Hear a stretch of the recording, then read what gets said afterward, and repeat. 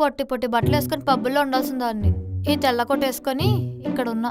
అయినా ఈ ఎంబీబీఎస్ అనవసరంగా చదివాను. అయినా నేను చదివానంటానేంటి, నేను కష్టపడి చదవలేదు కదా, డిగ్రీ కొనుక్కున్నా.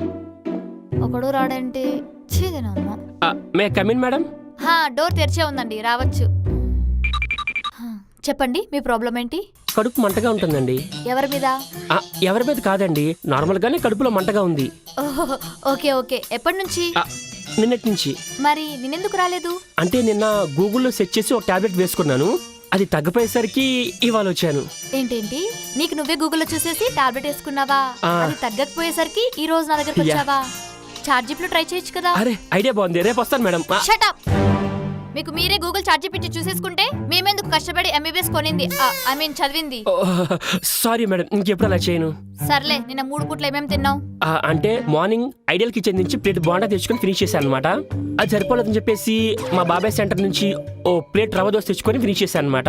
ఆ తర్వాత లంచ్కి మెఫిల్ నుంచి చికెన్ 65 బిర్యానీ ఆర్డర్ తెచ్చుకొని ఫినిష్ చేశాను అనమాట. ఆగాగా, నువ్వే కదా యూట్యూబ్ లో ఫేస్ కనిపించకుండా వ్లాగ్స్ చేసేది. నీ యూట్యూబ్ ఛానల్ పేరు కూడా హార్ట్ఫుల్ సోల్ఫుల్ ఉంటుంది కదా. అది నేను కాదండి, ఆయన వేరు నేను వేరు. కాకపోతే ఆయన ఇన్స్పిరేషన్ తీసుకొని నేను కూడా స్టార్ట్ చేశాను అనమాట.